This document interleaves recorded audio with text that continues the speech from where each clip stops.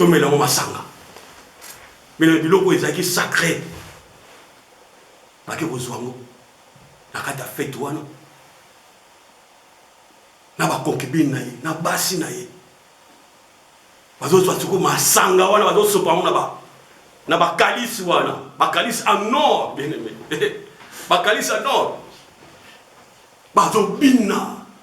bazobina bazosepela bazoluwe nzambe bazokumisa feto ya litoko roi bona boy vie éternellement donc bato balango nous viva masanga pesa ndenge na ndenge o msitu zo mona mali masanga msitu kwa miliki ngalo mali msitu mona ngo batida de coco nazala na France na mariage ya mwana beau frère na ngai tovana na mesa azomela sikoyo mwasi ya beau frère na ngai vieux d'avait oyo wana bakina ba lef amini amela lef ya vieux d'avait oyo ya ngote ngali masaka na bino ya kwa miliki kabisa ka miliki ondeni abi masaka na mela na mani kuna na mela ngotiza kwa miliki bon kabisa kona bipo nasema miliki ndio sikoyo tangu na yenda sura ndako na mituni masaka na mali na miliki oyo babena so nini wana ina bulanda batida de coco non c'est na comment babena ngo ya pembe ngana ya bakita zo ngana ya masanga na miliki o eza miliki te mais alcoolique abi ngai oyo ba lef oyo ya ngote ve david masanga la demande vino sa taka fete masanga miliki ezanga tenga to mais miliki o eza ndenge ni abi masanga na mela man kilo na mela ngote en France même la Belgique ezati donc masanga na fete les alaki abe chasa ba meli pina colada na kweti wana azalaki na ngolwa atala liboso wana na mili loboko ezokoma tiens oyo kweti to nini loboko moke bana bokoma abi azalaki troublé beleme roi azalaki troublé abi acomprendre yango te ndenge loboko kaya pamba ezokoma na mili azalaki troublé bien aimé roi azalaki troublé à comprendre et va papa tuna na kuita azalaki nango et comme ce qu'on est donc amoni ce qu'on loboko ezokoma donc roi elekelaki abi non bobenga ba solo bato nyonso batalaka makambo bengisa bango baya balo bana makambo nini loboko ezakokoma ezakokoma en hébreu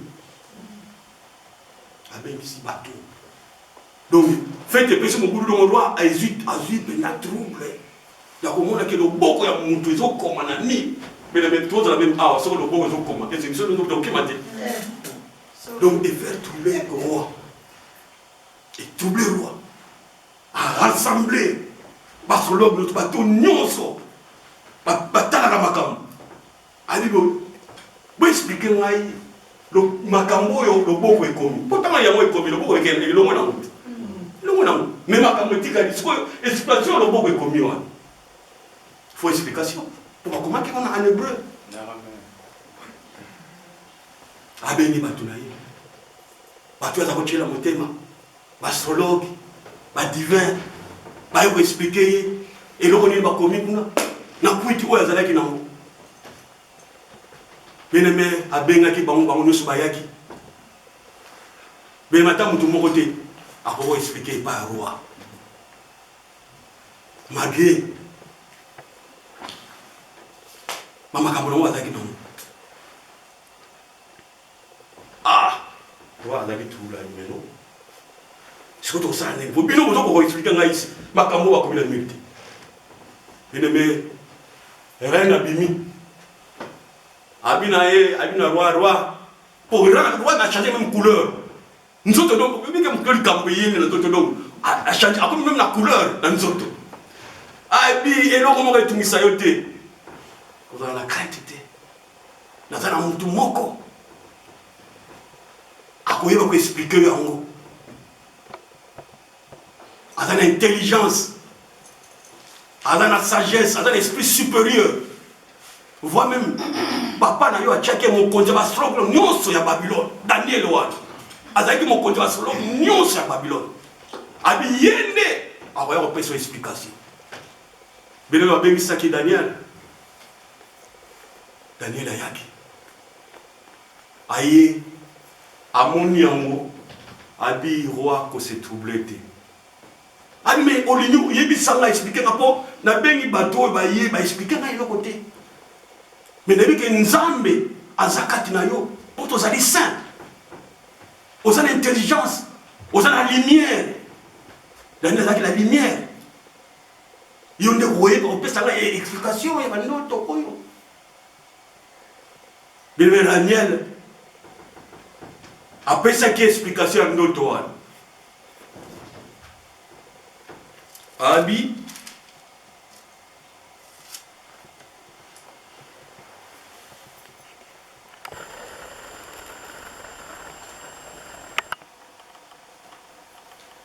c'est pourquoi il a envoyé cette extrémité des mains qui a tracé cette écriture.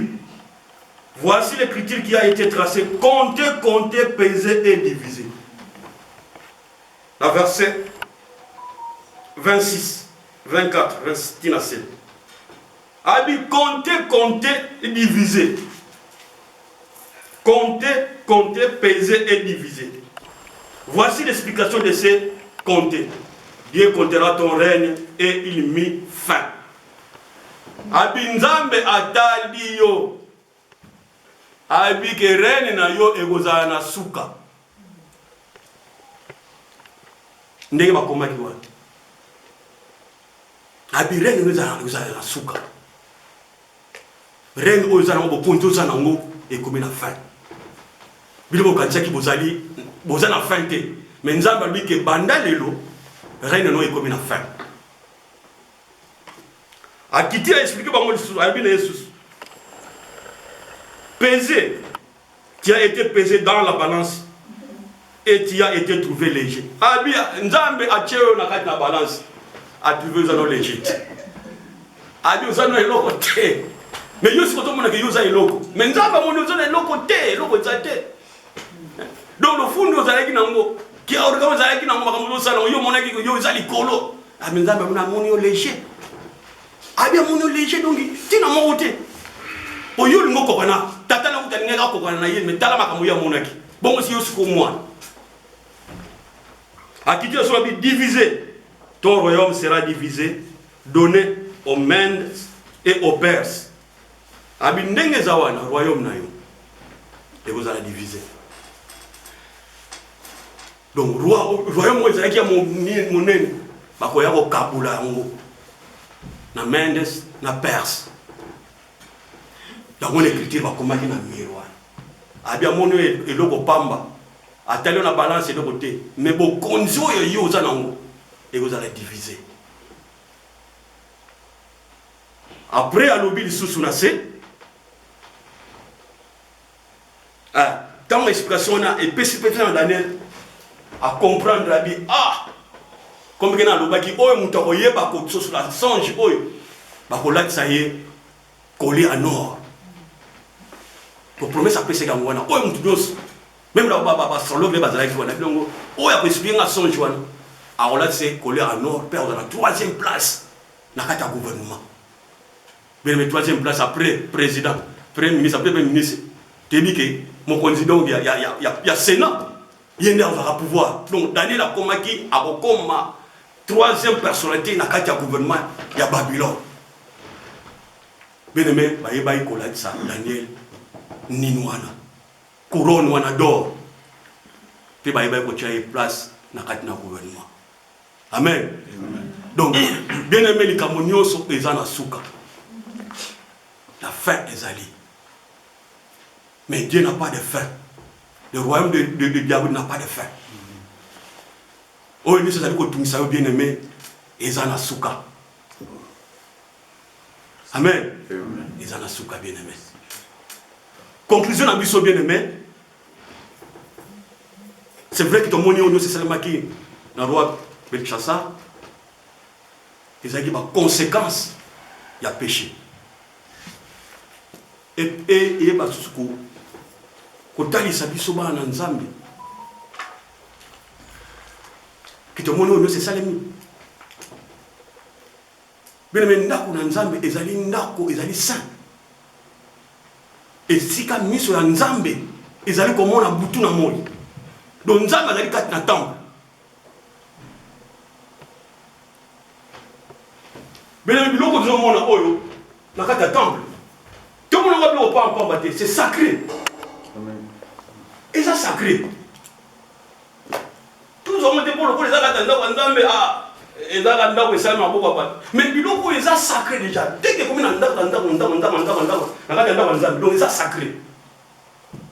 Tous voient que biloko oyote. To bimisa to kena na moki. Oyo ne biloko mona ko za katanda Nzambe. Et ça sacré. Et ça dit les lois là dans la fête mon boy. Faut nous remplir on les dans l'église voilà. Faut nous avoir micro dans l'église.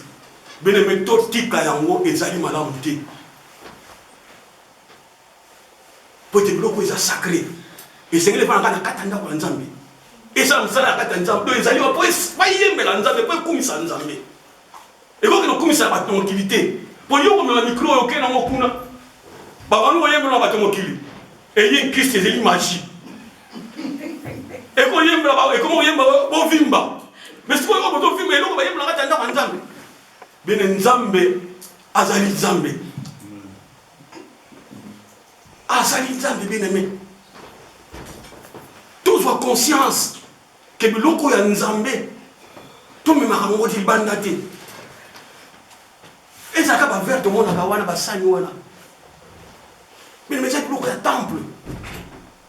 Nzambe a protégé, on est tous en rate, Nzambe azali katanda ko. Nzambe bloque avec biloko zaye. Yo sombe biloko no yo kotia na kata ndao na Nzambe. Après lobi il a plan na on a parlé. Oh mais non. Non. Au pays on na Nzambe pour nsala na Nzambe. Yo lo mwana yo bika instrument na ngafona benda nango. Ah. Mais yo tino pour Nzambe et comme ça Nzambe yo so ke na ndao. Ben biloko est sacré. Et ça sacré bien aimé.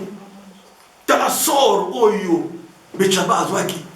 Ben azaki chassé ba boma kiye na ba mende na ba perse ba côté la gene même butu wana le même butu wana tant à date Daniel collier akufa ki bien aimé to azadete na biloko na Nzambe bien aimé oui biloko is sacré et c'est le vana kati na ndako na Nzambe et ça on sala na Nzambe to battre la biloko bien aimé. Parce que si tu as biloko to bimisa les banda Nzambe va se pelater. Nzambe va frapper d'une manière ou d'une autre. Nzambe va continuer kufa na kati église. Mino to yeba ah bah toi mais puisque biloko na yebo bimisa les banda et que c'est la mosala ya ba idole. Et que okumisa ba Nzambe bikeko. Mais tu as la conscience sur que biloko o ya kati na ndako Nzambe za ya Nzambe. Tu vas combattre l'amour. Ce que même les kambo ezali biloko lo micro oyo biloko oyo jamais qu'on ne puisse moquer. Topé qui s'en va et puis malibanda. Et puis malibanda ce que zali, admettons qu'on a, bah louange, hein, bah concert religieux, mais bah concert où il y a mobilité.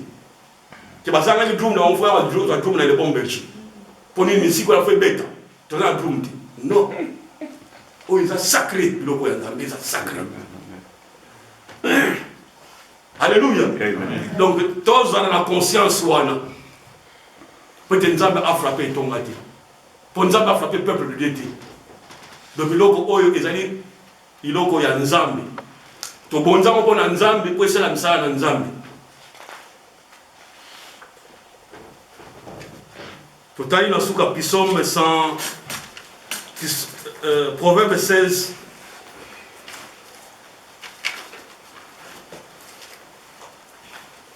Proverbe 16, 17 à 19.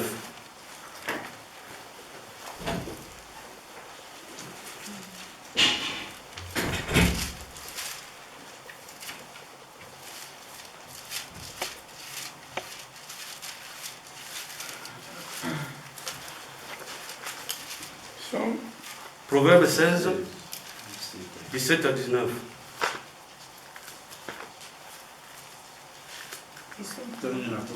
Proverbe 16. Proverbe 16, 17 à 19. Le chemin des hommes droits, c'est d'éviter le mal. Celui qui garde son âme veille sur sa voie. L'arrogance précède la ruine et l'orgueil précède la chute. Mieux vaut être humble avec les humbles que de partager des butins avec les orgueilleux. Amen. Amen. Donc l'orgueil précède la ruine. Mutu azalaki lo fundu, azalaki lo lendo. Suka nango ezalaki shit. Suka nango ezalaki shit. Amonaki nzambe aibe kocha fin na kati na vie na ye. Le roi Bédisachar atikaki mokili. Akufaki. Kuna nini lo lendo ya azalaki nango. Aimonaki ki koki na ye. Aimonaki azali kolona nyos. Mais Dieu aime les humbles. Bato oyo bamikitisaka liboso na Nzambe. Amen. Oyo tozalaki nango na pokwa lelo.